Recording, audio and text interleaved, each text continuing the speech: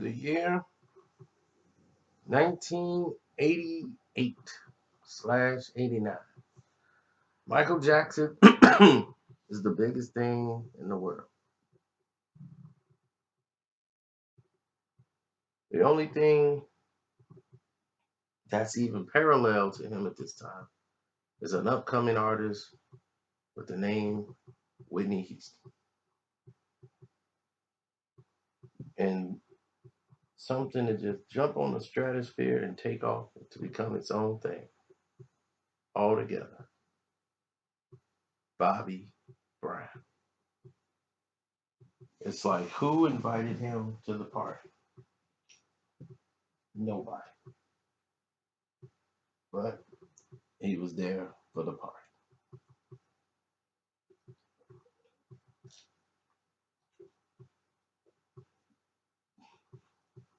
Bobby had a bodyguard. We all know as Suge Knight. Big Sugar. And back then, he was trying to be the Jackson's bodyguard as well. Try to do services for Janet Jackson and everybody else. Suge was hustling his way into the game. And he didn't want to be a bodyguard. He looked at himself as security. And he had the greatest pitch in the world. See, we could do things that the rest of the security company they can't guarantee. See, they work from 9 to 5.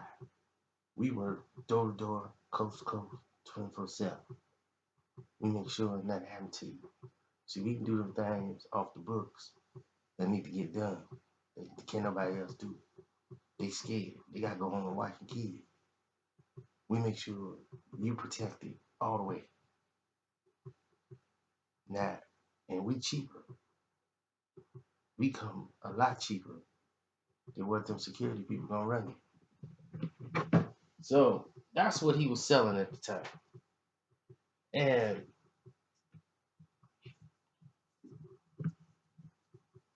less costly is a very key word in business that a lot of people want to run into, a lot of people want to use, a lot of people think is very valuable to them, and they're correct.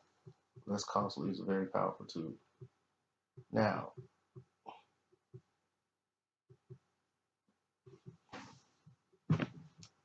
when Suge Knight started to gain waves and heat, back then, even Frank turned him down. Frank DeLeo, Michael DeLeo,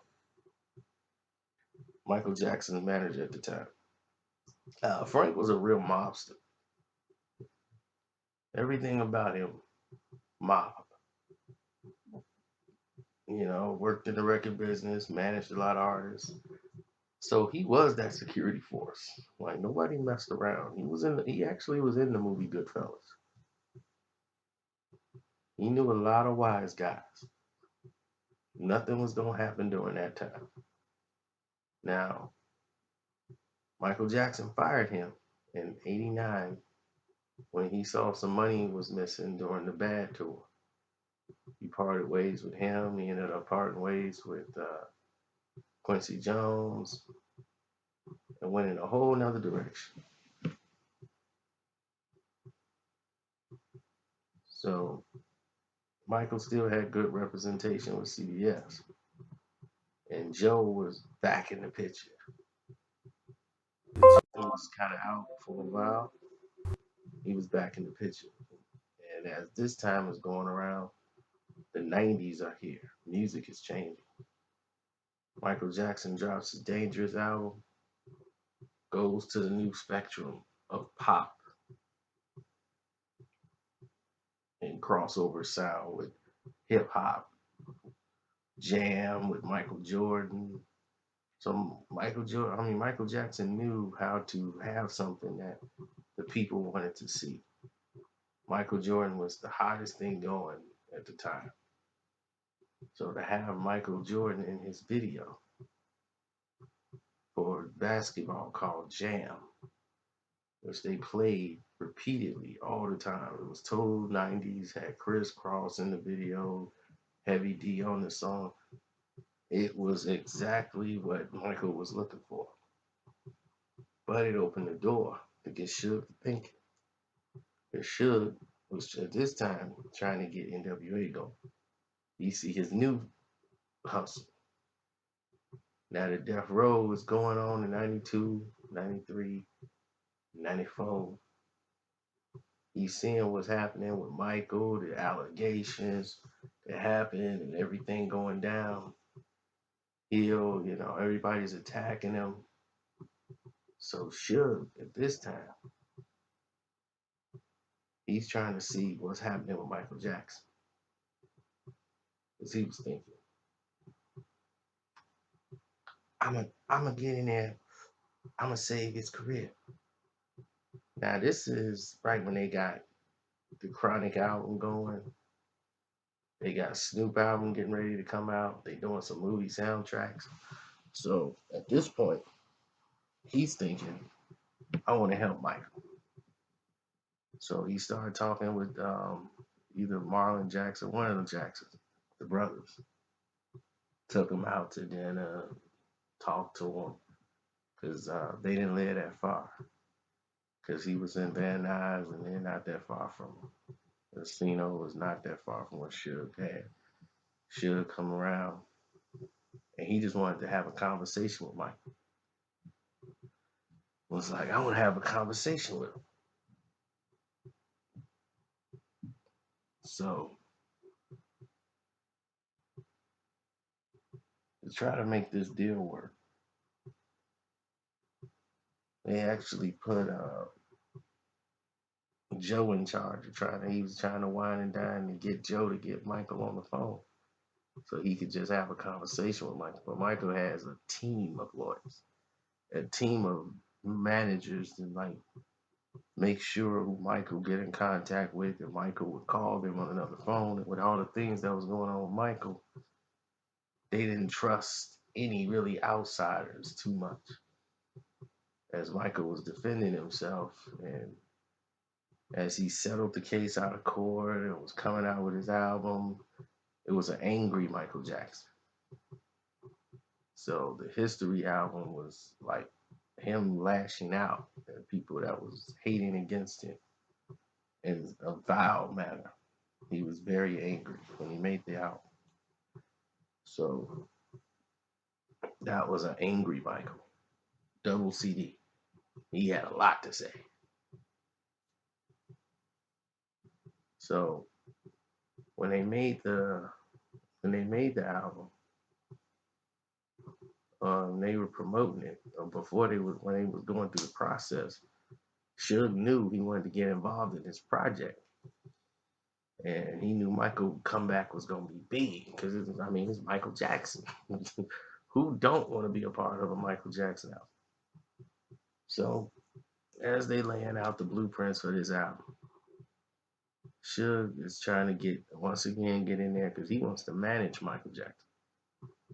He tried to get in there because he thought, see, Michael needs somebody to understand his climate and understand what they're trying to do to him.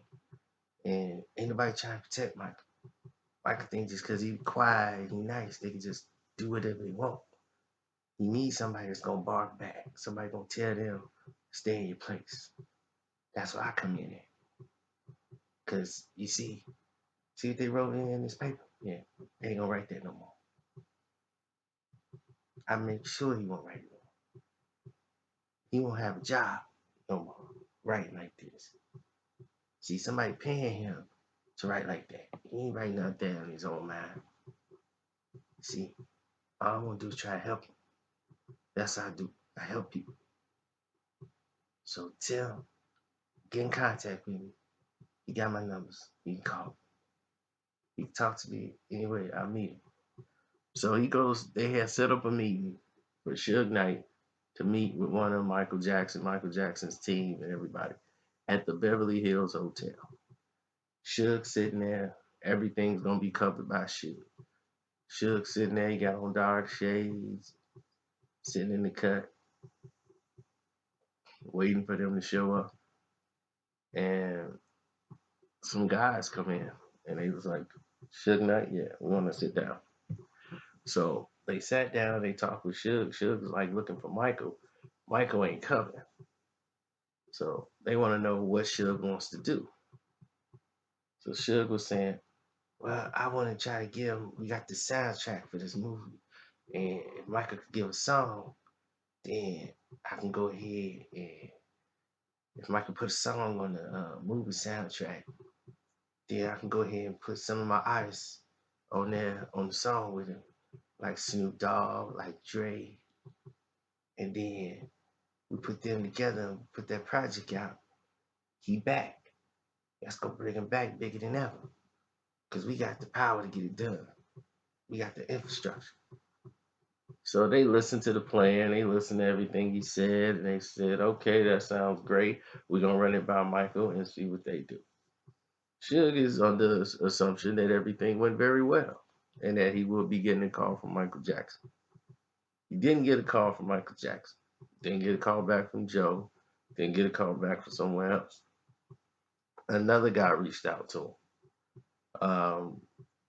A guy who knew Frank DeLeo and was talking to Frank, and Frank, he said, "Yeah, I talked to Frank DeLeo. He's not managing Michael, but he still don't like you guys piranha, like being like piranhas and prying around Michael. Michael's good. Michael doesn't need any help with direction. Michael's still the biggest star in the world." And Suge knew about Frank. Didn't care really too much about Frank, but he respect Frank. So he's like, I just want to talk to him. If he don't want to do it, that's fine. So nothing happened. So the attention went more towards Tupac. And when Tupac was reaching out to Suge, when he gave him the card and he reached out, the attention switched back to let's work on doing what we do and get Tupac out. So the Michael Jackson thing was really on the burner at that part. Like, all right, well, it's whatever. But the album comes out, and when the album had came out, it had a song on there from Biggie Smalls and Shaq rap songs. Now Shaq he can understand, but Notorious B.I.G. and Biggie Smalls is on this record, produced, and all these guys producing this record. Bad Boy is attached to this project.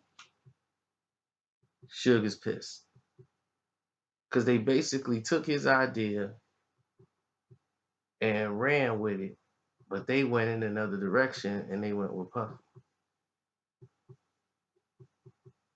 So they came back to Michael and told him that Suge Knight was upset because Suge was real ticked off. Man, don't talk to me no more.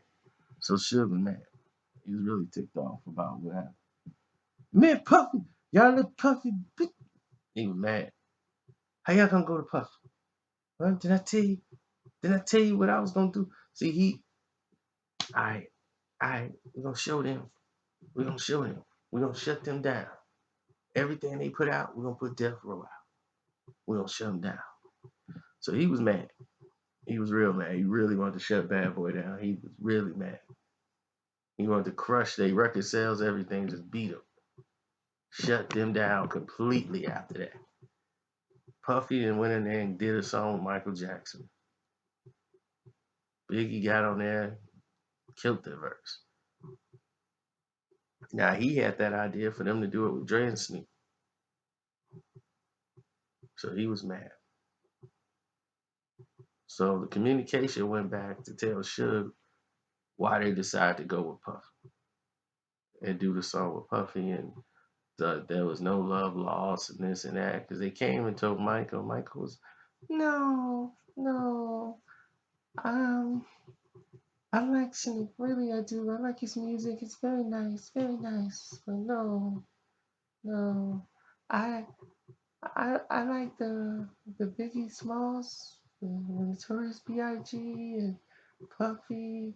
They dance. They like to dance and they make party songs, and I like that. I don't like the like the feel the energy for me and Snoop with the music. I think Biggie, I think it's a nice song. I think we did really good. It's really nice. That's more for me. Yeah, yeah, they understand what I'm trying to do. So going in that direction was easier for Mike. Easier for Mike. When he heard Big Papa and all those songs, One More Chance, and all these songs coming out, Biggie, Notorious B.I.G. was the biggest thing out at the time because he had club records. Michael was smart. He's not stupid. Snoop was talented and everything else, but he did not have a lot of club bangers. He's talking about drinking gin and juice and pimps up, hoes down. That's not gonna ride with what Michael's trying to do. Michael don't hear the dirty words that Biggie used on all his rap songs. He don't hear those because he only hear what they play on the radio.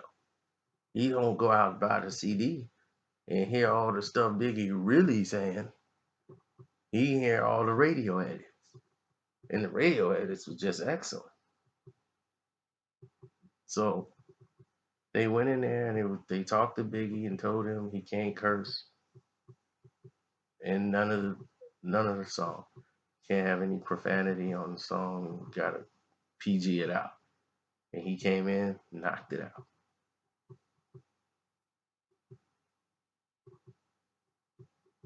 Listen, I got problems on my own. Flashing cameras, taps on the phone. Even in my crib, I ain't safe as I should be. Things always missing. Maybe it could be my friends. They ain't friends if they robbing me, stopping me from making a profit. G, apologies. Shadow as the ocean. I guess I resort to gun toting. If I was dead, broke and lonesome, I'm gonna chill on my own. So I'm gonna go. I ain't joking. Endo smoking, provoking me to what it said. Hit him with the fourth, fifth, and leave him open. This time around, I changed up my flow. Got rid of the rocks, got pits by the door. A real set of people to watch my back. Stay away from strangers so I don't slack, and I know my homie Mike like that, baby. And that was it. He laid his verse. It was done.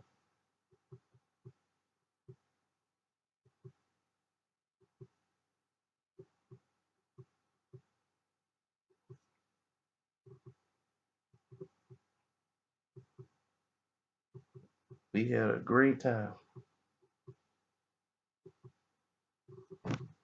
So he had a great time. Um, Going back listening to those songs, man, they were epic.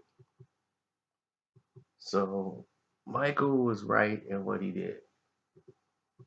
Suge tried again to manage Michael Jackson after the fact.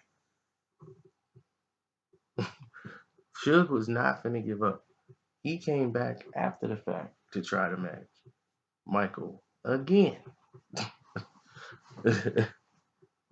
See, this time around, everything went really bad against him with the management. And at this time, Pac had died, Biggie's gone,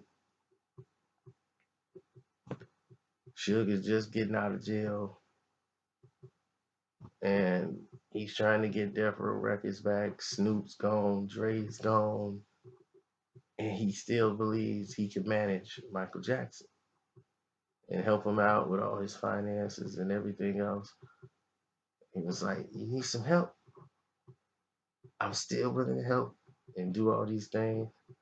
He went and paid money to get the rights to Michael Jackson's songs. They went and hired the guy who produced for Michael Jackson for Tupac's album and everything else because his dream was to make Tupac so big that Michael Jackson would need Tupac. Once he had Pac, he knew he can go and do anything because what Suge knew is what he could spot, his talent, and he knew Pac's charisma was incredible. That kind of charisma, that's what he needed. He needed a general, not another foot soldier.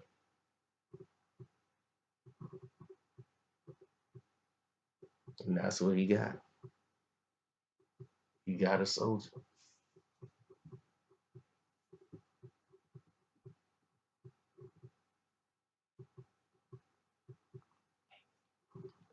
But to answer your question, the people that asked, yes, it was true. Suge did try to manage Michael Jackson.